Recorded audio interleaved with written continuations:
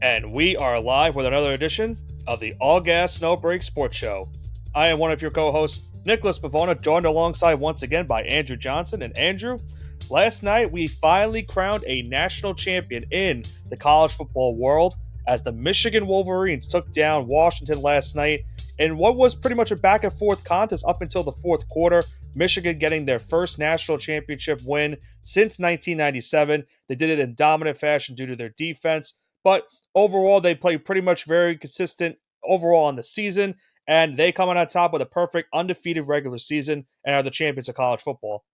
Would you say it was back and forth? I would like to say this is my I would. It was interpretation back and forth the of the entire national. first half. So, first, no, definitely that first half. I think this is my interpretation of this game last night, and you can correct me, but this is my interpretation. Michigan dominated them the first half. I'm sorry, first quarter. They fell asleep in the second and third quarter, and they dominated them the fourth quarter. I would say more of. I'll agree with you that they dominated in the first because they got those two long rushing touchdowns to start And they off. fell asleep. Then they fell asleep even in the second quarter. They gave up that late touchdown before the Yeah, half. they fell asleep. The I agree. turning point really for me in the game was the interception that started the second half on the first play Yep. for Michael Penix, because that changed the tides. Because if Washington goes down the field and scores a touchdown, you got a tie game right there, and that gives obviously Washington some new life. But once they throw the interception, that gives Michigan short field. They would eventually kick a field goal to take a double-digit lead, and Washington would try their best, but they just couldn't get anything going in the second half against that Michigan defense. And I mentioned it last week on the show. This is probably the best defense. This is by far the best defense they were going to play all season. And that's why I was very concerned for them going into this game, because they've had this showing struggles against other Pac 12 teams when it comes to offense. And now you're facing a Big Ten team, defense like Michigan, who's been, consistent and relies on that defense and their running game, which are two big, weaknesses for Washington, because you saw, Johnson, they could not stop the run game for Michigan in that entire game. Donovan Edwards had 90 yards in two rushes, pretty much. Two big rushing touchdowns for him. Blake Corum had two rushing touchdowns and 134 yards. Michigan had two running backs got rushed for 100 yards in the game, and they ran as a team for 303 yards. So they literally, you knew what the game plan was going to be for Michigan going into it, and Washington pretty much knew it too, but it didn't matter. Washington just had no chance against that Michigan offensive line. This is what I kind of love about this. Here's just that Washington had 301 total yards. Michigan had 303 rushing yards. Yep. If Michigan didn't pass the ball for a single yard, their rushing game was better than their overall game, which is insane. Yeah. When you can have 303 rushing yards, why do you even need to pass? Michael Penix threw the ball 51 times last night. And he got roughed up last night too. And you know what? Listen, I gave him a lot of credit in that Texas game because I am a firm believer if he did not have the strongest game of his career against the Texas Longhorns, Texas could have potentially beat Michigan last night. Because as you saw, if he wasn't throwing those, he was throwing ducks out there. He wasn't throwing dimes. It was a lame duck quarterback last night. He had problems with his accuracy, which is the strongest part of his game, where he could hit a receiver in stride from 40 yards out, and he just couldn't do it last night. If he was making the same throws as he was against Texas, I think Washington would have blew Michigan out last night. But that simply wasn't the case. Yeah, I think it was really what came down to is Washington. Remember, their offensive line got the best award for offensive line and offensive lineman in the country this season, and that was an award that was bestowed upon Michigan's offensive line the previous year. So there was a lot to prove for Michigan in this game because they had heard so much about how good this Washington offense has been, the best passing attack in all of the nation, and they did a pretty good job of maintaining and containing most of these Washington wide receivers. You talked about it. Penix had 51 pass attempts, 27 completions off of that, threw two interceptions. I mentioned the one that started the second half and pretty much, ruined any momentum that Washington maybe would have had going into halftime. And then he threw an interception late in the fourth quarter with them down 14. It's a fourth down. So pretty much your game on the line right there. No matter if it works, you get the first down, continue the game. You don't get a first down, game's over. Throws an interception. The game was pretty much sealed up from there. And listen, still a valiant effort from Washington. No one really expected them to get to this point in the season, especially going into the year. And they got all the way to the national championship game, and now it's going to be an interesting offseason for them because obviously now Penix is going to be going to the NFL draft. They're going to be turning to Will Rogers, the transfer quarterback out of Mississippi State. So he's now the next man going in. And keep in mind, they're going to be facing Michigan this upcoming season when they join the Big Ten Conference. So this will not be the first time you see these two teams meet. Now, here's what I want to talk about. I want to talk about how that Washington offensive line really kind of blew it. Joe Alt out of Notre Dame he's had 4 penalties 3 years as a starting offensive lineman.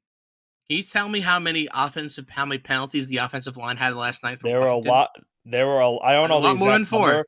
It was a I lot don't more know than the four. exact number, but there was a lot of holdings and false starts and that was another big thing for Washington. That really hurts them because once you get into these holdings and false starts, that ruins any play you had going on and puts you in a situation where you have a lot of second and longs, third and longs, and you're right that you can't have that happen, especially on that big stage. But yeah, it was a tale of two teams here. And I don't know. Michigan just came to play. I mean, you have to give Harbaugh a lot of credit. He's done everything at this point now. He's led his alma mater to a national championship, the highest it's been in over 25 years. Michigan did not trail one time at the half this entire season. Last team to do that was the national championship Miami Hurricanes back in the early 2000s. Hmm. Another tidbit here: Michigan had five offensive turnovers on the season. Do you want to pinpoint the game where they had the most turnovers? We asking me which game that happened in. Yeah, you could say maybe Ohio. Well, maybe it's I w- Ohio State. Maybe it's Iowa. I thought was it not the Bama game? It was not the Bama game. They had So four offensive turnovers in one game. was it in conference play or no? It was not in conference play. Really? It was early in the season, the third week of the season, Saturday, September 16th, when Michigan defeated Bowling Green 31-6. But Bowling JJ Green. McCarthy had a 3-pick day and a 1 fumble day. Wow. And for the year, no one else fumbled on this team, and JJ McCarthy only threw 1 interception the rest of the season. That's a stat I had no idea about. Yeah. Yeah, it's a fun one. I wanted to kind of surprise you and the listeners. You definitely And it surprised shows you me. how dominant this team was when they had the ball. When they had the ball, that was it. They were going to score, punt, or kick a field goal. They were not going to turn the ball over, Right. which That's is why 90% of the battle in college football. and that's why they were a big time ground and pound team. I mean, when you have Corum and Donovan Edwards, a great 1-2 punch like that, it's really tough to beat a team like that in a season. And Michigan, we knew what their mentality was going into this season. It was going to be a lot of that ground and pound. McCarthy can make throws when needed be. And that's pretty much what they happened in not only the entire regular season, but in this college football playoff. You saw it against Alabama. McCarthy had to make some big throws down the stretch of that game to get them into position to score the game tying touchdown. And in this game, he made a couple of good throws to get Michigan into position to get those rushing touchdowns. And sure enough, they would get those rushing touchdowns and they would get to extend their lead over Washington. And they just looked dominant overall in this game for the most part. Washington, as I mentioned, made it a one possession game before halftime, but Michigan just looked like the better team overall on paper, and that's why I was really concerned with Washington going into this game. I just figured the experience of this team, considering that they were in the college football playoff last year, and the heartbreak that they experienced last year because of it, they were going to come out on top in this game and finally get that national championship that has eluded them for, as you mentioned, 20 plus years. Yeah, so great for the Michigan Wolverines. And now we look towards the next year, though. Who do you think is going to be a contender next year in the 12 bracket college football playoffs? I Well, guess before we move into this, I think it's quite fitting that Ohio State was the first winner of this iteration of the college football players, and Michigan was the last. yeah, it's a very fun stat. But before I ask you that, you asked me that, Johnson. I have to ask you about Jim Harbaugh before we go into that. What He'll do be you a think? Charger. You think he's going to be going to the NFL?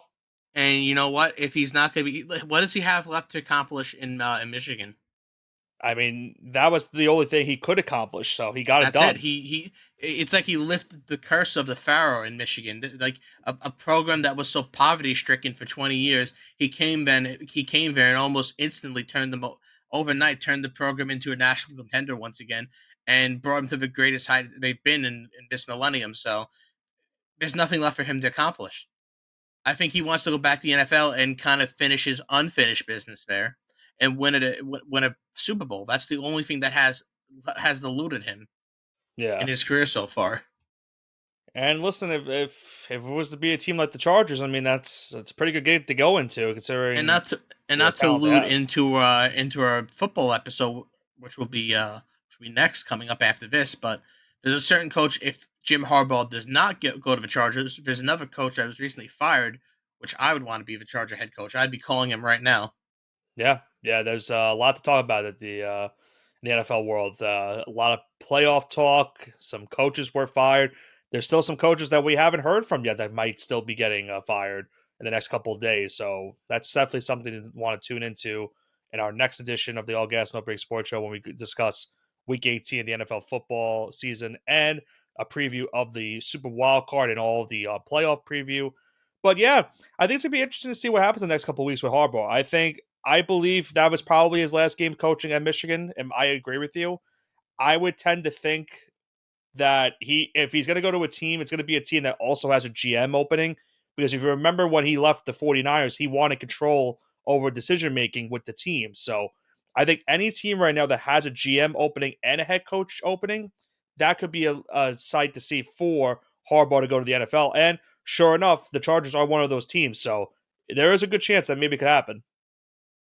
Yeah, I'm looking forward to it. I can't wait to see what actually happens. But Yeah. But now going I back to your guess question. let's go talk about the teams next year. Who do you think is going to be a surprise team in that 12-man format? I personally am of the belief that the the championship should be determined each year by the winner of the Ohio State Michigan game and the winner of the SEC championship. To me, these are the only two conferences or only two teams that can compete on a national level each year. It seems like every time we have a non Michigan, Ohio State, or non SEC team outside of Clemson for those couple of years, they just seem they can't compete, in my opinion. Whether it's and no offense to any of these teams, so if it's like a TCU or God forbid it would have been Florida State this year, none of these teams seems like they can compete on national level outside of these teams. I would tend to think that Bama and Georgia are most likely going to be the favorites again, just because they have a quarterback situation where we know what the quarterback's going to be next season. You're getting Carson Beck back for Georgia. Milroe's coming back for Alabama. The teams that are in question are all teams that have quarterback. We don't know what their situation is. Ohio State, they lost Kyle McCord. Texas, they who knows what's going on with Quinn Ewers. Maybe if he leaves, then finally Arch Manning gets his opportunity. Michigan, we don't know what the status is of JJ McCarthy. Oregon, they have a new quarterback in Dylan Gabriel. So he's definitely experienced from Oklahoma. Now he goes to the Big Ten in Oregon. Who knows? LSU just lost Jaden Daniels. These are just some of the top teams that are favored going into next season in terms of odds makers for the national title.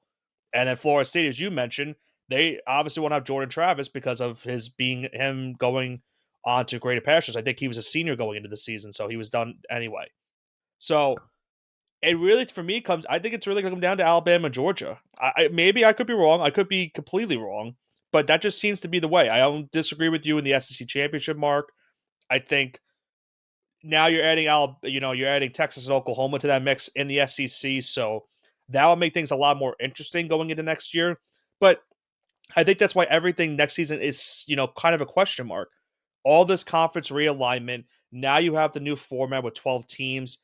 It could be, who knows, any given Saturday or Sunday, who knows what happens during these games. You could see a major upset. You're going to have a lot of these teams that are fighting for the playoff pretty much beating each other up because now they're in the same conference with each other. So I would say for me that it's a lot of uncertainty with it, but I actually like that there's a lot of uncertainty with it because it makes for good television. Oh, it makes for excellent television. Can you imagine a 12 seed upsetting a 1 seed? Not in the, that would be kind of insane. Can you imagine like Georgia losing to Liberty? That's a real possibility. Yeah. And listen, who knows what how it's going to all unfold down next season when it comes down to it. Because I think at the end of the day, you're going to look at this, this what we just had in the 14 playoff and say, you know what, we had a great run with this, but now we're going into this with the college football. I mean, it's going to be really fun because I'm trying to think if you look at how the format I think goes into next season. You obviously are now adding more bowl games to the semifinals and the first round, the second rounds, and all that stuff, and that helps those sponsors for the bowl games too. So that's a big thing for them. But keep in mind when you do this new bracket, the first four teams all get a bye week for their first round matchups. So you would be having a 12 and a 5, an 11 and a 6, a 10 and a 7, and a 9 and 8 play each other, kind of like how the NFL does it for their playoff format. So, And the first four teams get to wait to see who they play in the next round. so according to Sports Illustrated betting, these are the top 12 teams in order to win a national championship. So first would be Georgia, Alabama, Ohio State, Texas. Those are your four. So those are four that would have the bye. Then the at-large teams would be Michigan, Oregon, LSU, Ole Miss, Florida State, Penn State, Notre Dame, and the Texas A&M Aggies. Go Aggies! But keep in mind, there's in a realistic chance, there's no way all those teams make it because they're going to each Right, right, cancel each right. other out and beat each other up during the Right. season. These are this. I'm sorry. That was 13. Excuse me. Notre Dame Yeah, would be the last team in at 12. I want to throw the Aggies in there just because they're 13. Because why not go and Aggies? they can get. Hey, listen, if they could use, it really it comes down to can they finally The get over the 12. It's hump not that they've hard had. to be. This is gonna sound like an asinine statement, but it's not hard to be the 12th best team in the country. It is very hard to be the 12th best team in the country, but when you're in position, getting 12 is a very easy goal when you're one of those top 15 teams. Does that make sense? No, I get what you, and it gives opportunities to not only that, but it also gives opportunities to the non-group of five, like the power, like all those teams now will have an Whether opportunity it's a Coastal potentially. Carolina, a Right. Liberty, a San Diego State, a Nevada, whoever, Wyoming had a pretty good run for about 15 minutes here. Hey, maybe even Army Navy comes back because you know what? We never know what their roster looks like. Yeah.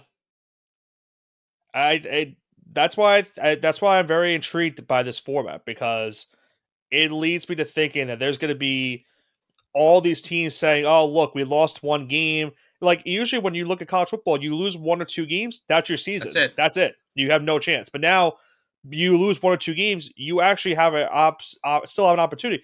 There, hell, there could be a team that loses three games this upcoming Hey, season that Nick, could maybe make it.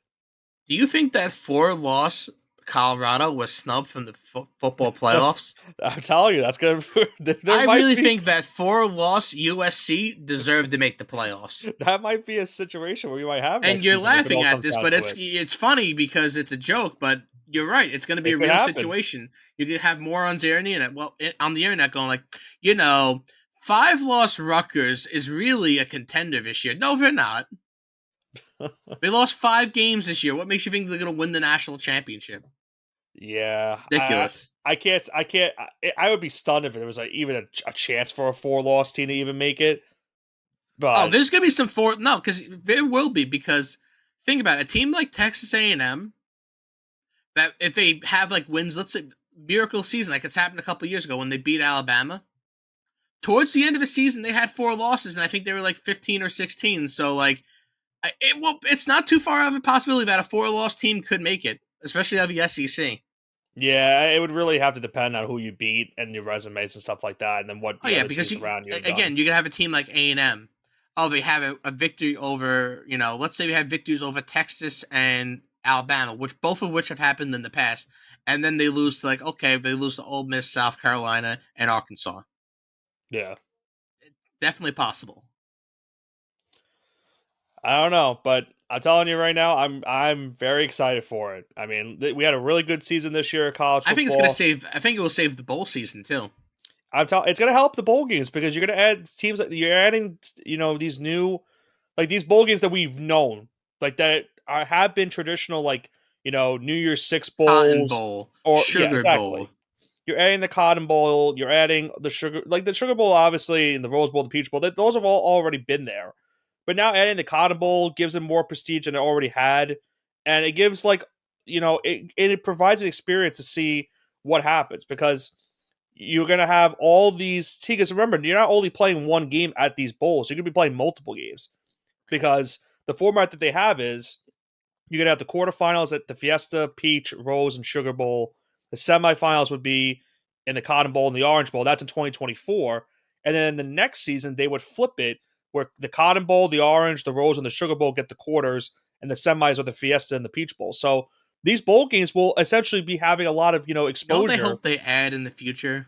I really hope that every year the semifinals are the Cheez It Bowl and the Pop Tart Bowl. The That Pop would Tart be Bowl needs it. listen, the Pop Tart Bowl and the Cheez It Bowl is what the fans want. I Pop just Tart want to Bowl was the highest viewed non New Year's Six bowl game this year. So marketers out there, you want to make. I know this is all all about making money at the end of the day. yeah. That's what people are gonna be watching because they want to see goofy. They want to see goofy things like the Pop Top mascot. I'm sorry, they want to see the Cheez It mascot. They want to see these goofy bowl games. All I'm saying is that in the next NCAA football game, which by the way, I was very upset that they didn't release the date during that game because the rumor was that it was going to be released during the game, but it never happened. Anyway, I'm hoping in that next edition of the game when it finally comes back, I hope to see mascots facing each other off again like it used to be in the old NCAA games, and I want the Pop Tart mascot to face the Cheez-It mascot. Wow, that'd be something. That would Uh, I would pay extra dollar just for that to happen. one whole dollar. More, maybe more than a whole dollar, but you know what I'm getting at. I pay a I lot. know, I know. I'd pay a lot to see that happen I'd and to pay a play it. premium to play. I would pay a premium to have a mascot only mode. Yeah, Mascot only mode where you could have the Cheez It mascot as the quarterback and run a Philly special. So the Pop Tart mascot is actually the holder, yeah. and they're gonna be throwing it to the pop. Then we're getting really off track here now. I know we are. That happens here on the show sometimes. It happens. But before we wrap up this college football edition of the final edition of this college football season for this year, um, is there anything else you're looking forward to going into next season, and what are you expecting to look for? I'm looking forward to the rise of Northeastern football, hopefully led by Rutgers. I want Northeastern? Northeastern. Oh, North. Okay, I thought you meant like Northeastern, like the university. Oh no, Northeastern as the region. So Okay. New The York, New Northeast region. Jersey, Yes. Pennsylvania. I mean, they already have Penn State, so they're really not them. New York, New Jersey, Connecticut, New England. The rise of Northeastern football, led by Rutgers. I want Greg Schiano to get eight or nine wins. They had a great season this season. Get some great wins this season, especially over Miami in the Pinstripe Bowl. Should have been Cuse, but that's besides the point. Yeah. Looking forward to Texas A&M. Looking forward to my Aggies. Looking forward to another competitive SEC season. I'm looking forward to not really the expansion of these conferences because I think it's a blight on the sport. Um, but I'm looking forward to see what actually happens. I want to see what happens with the Pac-12 too. I really hope they can take the Mountain West over. And this is kind of get a little bit off topic here, but with how well the Mountain West has been doing in football, in basketball, excuse me, I think that a merger between the Pac-2, which is really just Oregon State and Washington State now, and the Mountain West is becoming more inevitable. Especially if a It school, seems like it. yeah. Listen, I know this is a college football show, but as we're going out of college football, this is probably one of our last college football episodes for a while now. We'll Yeah. talk more about NCAA basketball. And Mountain West basketball has been great this year so far. Right now, they've got 5 teams projected to be in the tournament. In each one of these teams, I think it'd be another one of the Power Five or Power Six in college basketball. I don't know how much you've been paying attention to, Oh, I but have been. the average person doesn't look at the Mountain West. Utah State, Nevada, both 14-1. San Diego State 13-2. Boise State 10-4. Colorado State 13-2. New Mexico 13-2. Right now, they have 5 teams in the tournament, and Boise State's on the bubble. That's more than the ACC right now, and more than the Pac-12. So right now, they're the fourth best conference there is. So if you know what, if it's going to come, and their football programs aren't half bad either. Notice that I didn't even say Fresno State and Wyoming, which have stronger football programs. You know, San Diego State and Boise State sometimes make a run for it. Colorado State's not really bad, but I really think that this merger can really happen, especially after the college hoop season. Because if it can gain that regional power in college hoops, it's eventually going to trickle up to football. So Yeah. Here's to a revitalized Pac-12 next season. That's what I'm looking forward to during the offseason. Once even Mountain West and the Pac-12 really merge together. And you would hope that they would try to get the merger done if it were to happen before this college football season comes up. So Yeah, you don't want them we'll have to having think. you don't want Let's independence see. right now. That could be the death of these programs. Yeah. All I'm going to look forward to is to seeing if Syracuse can have a better season than they did this year. I hated Johnson because I'm going to set myself up for failure, but I'm loving what so far they've done for me as a fan in this You'll win 6 offseason. games and go to a bowl game and be happy Most about it. likely. Most likely. Most likely. Yeah, I mean, Kyle McCord, I mean, who knows? Maybe he proves me wrong. I had my doubts with him at Ohio State, but now I have to root for him this year. But Fran Brown's doing Oh, good irony. recruiting wise. We've done really good recruiting, and we've been I mean, pretty hey, busy on the listen, transfer portal. I'm not a Syracuse fan, but it'd be good for Northeastern football. Yeah, that would help Northeastern football. So, well, I'm curious to see how that happens. But I'm just looking forward to this conference realignment and all of the new playoff format and how it's going to turn out. But now you got me excited for college basketball as well, and I'm sure we'll be covering that in just a couple weeks because we're getting just a little bit closer, Johnson, to March Madness. So who knows? About a quarter of a way through conference play, and 2 months from now, start of March Madness. And I know we want to talk about our St. Johnnies and the Red Storm so far is the strongest start to the year. So hopefully they can continue that going in the next couple of weeks. But I think for now, Johnson, I think that's going to do it for our final edition of this year's college football season here on the All Gas No Break Sports Show. Congratulations to the Michigan Wolverines on winning their first national championship since 1997 with their win over Washington. Valiant effort from the Huskies, but they just were not able to get it done. We'll have to see now how they will fare in Big Ten play next season when they join the conference in all of their collegiate sports. And we'll see if Michigan can repeat and try to go back-to-back with or without Jim Harbaugh. This has been Nicholas Pavono, joined alongside by Andrew Johnson with the All Gas No Break Sports Show. Have a great rest of your night and stay tuned for our NFL episode.